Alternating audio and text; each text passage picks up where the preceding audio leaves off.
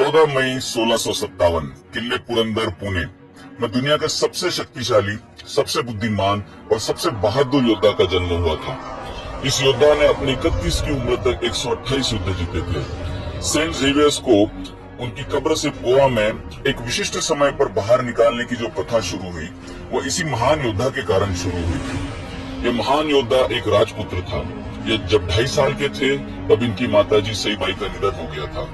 पिता हर वक्त एक युद्ध से दूसरे युद्ध की ओर दौड़ रहे होते थे, इसलिए इनकी दादी जी, जो छत्रपति शिवाजी महाराज की माँ थी, उन्होंने संभाजी राजे के परवरिश की जिम्मेदारी ली। जी हाँ, संभाजी राजे के ग्रेट वॉरियर परवरिश शिवाजी महाराज की मातोश्री जीजाबाई ने की थी।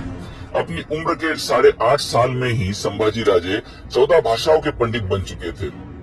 अपनी उम्र के 9 साल में ही उन्हें महाराष्ट्र के रायगढ़ से अपने पिताजी के साथ आगरा के लिए रवाना होना पड़ा था।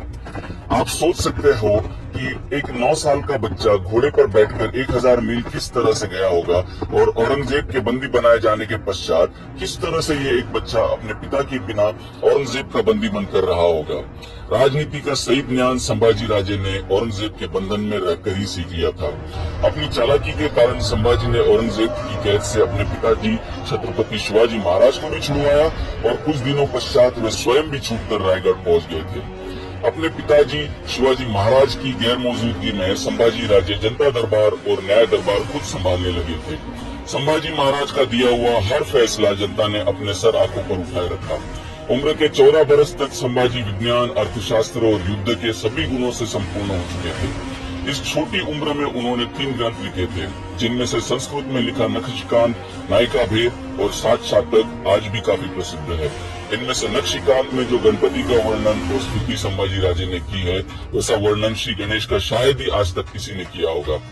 16 जनवरी 1681 में संभाजी राजे छत्रपति बने। मराठों के ये पहले राजपुत्र थे जो छत्रपति बने थे। छत्रपति बनते ही इन्हें एहसास हुआ कि मराठा साम्राज्य के पास धन धान्य की बहुत दिक्कत थी, जिसके चलते इन्होंने सीधे औरंगजेब के औरंगाबाद और बुरहानपुर पर आक्रमण करके काफी बड़ी मात्रा में धन और जेवरात इकट्ठा किए। औरंगजेब ने गुस्सा कर आगरा छोड़ा और सीधे छत्रपति संभाजी राजे को सबक सिखाने का फैसला लिया। मराठों को सबक सिखाने के लिए वो महाराष्ट्र की ओर अपने 5 लाख सैनिक और 4 लाख जानवर, जिनमें ऊंट, घोड़े और हाथी काफी बड़ी मात्रा में शामिल थे, उनको लेकर निकल पड़ा।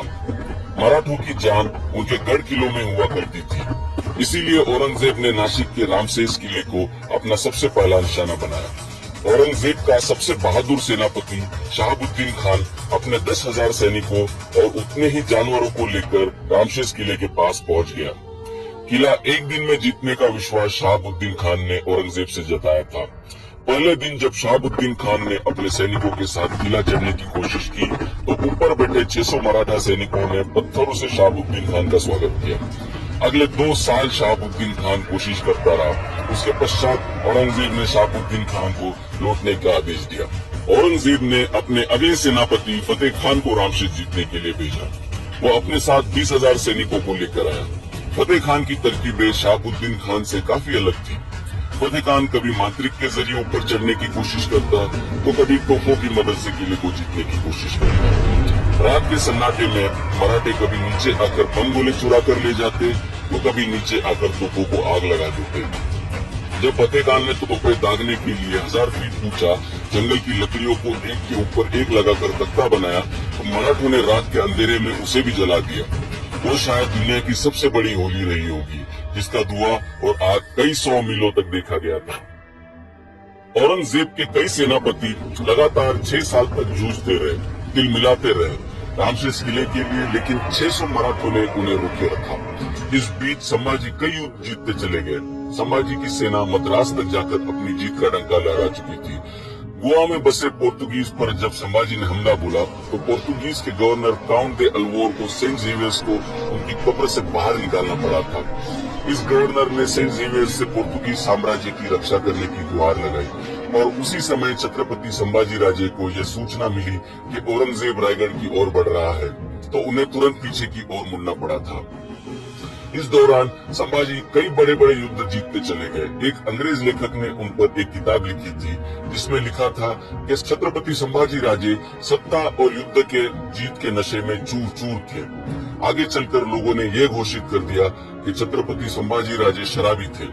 अंग्रेजी में लिखे शब्दों का हमारे अपने ही लोगों ने पक्का शब्दांतरण करके हमारे सबसे महान योद्धा का मजाक उड़ाया।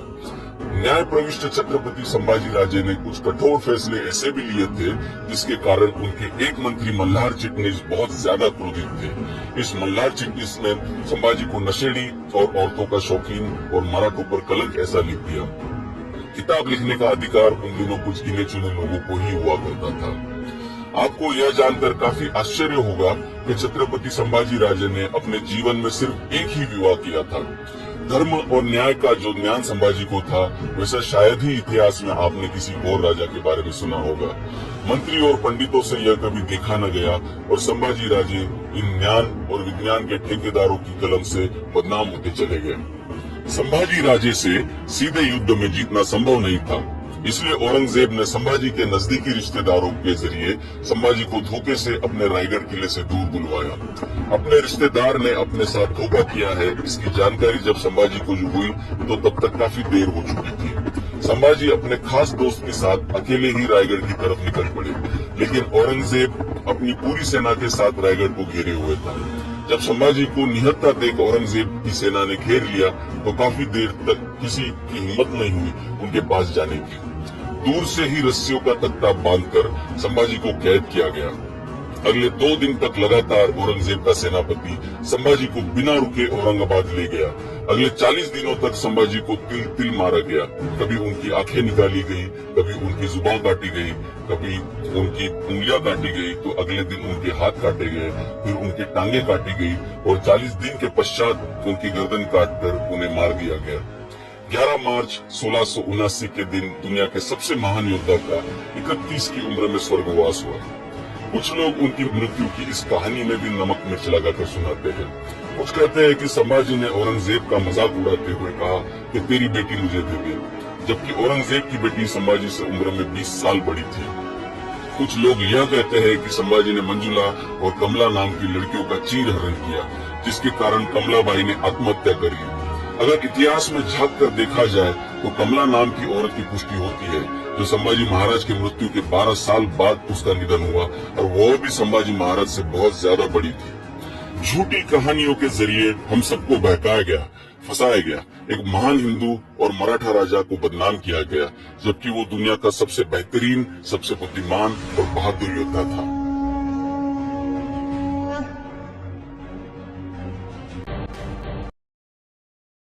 जो 65 किलो की तलवार चलाता है उसका नाम येसाजी, जो 2000 सैनिकों से अकेला लड़ता है उसका नाम बाजी, जो हाथ कट गया फिर भी लड़ता है उसका नाम तानाजी, जो 8 घंटे में घोड़ा दिल्ली से पुणे तक लेके आता है उसका नाम संताजी, जो सिर्फ 700 मराठों को लेकर 30,000 मुगलों को भगाता है उसका नाम रामजी, जो मुगलों के घरों में घुसकर उन्हें उल्लू बनाकर जासूसी करता है उसका नाम बहिरजी, जो सैयद बंडा का वार करने वाला हाथ ऊपर के ऊपर ही उड़ाता है उसका नाम जिव्हाजी, जो अफजल खान का सिर काट कर लाता है उसका नाम संभाजी काऊजी, जो शत्रुओं के छावनी में घुसकर वार करता है उसका नाम धनाजी, जो शेर के साथ लड़कर उसको फाड़ डालता है उसका नाम छत्रपति संभाजी, और इन सबको एक साथ लेकर स्वराज्य निर्माण करता है उसका नाम छत्रपति शिवाजी।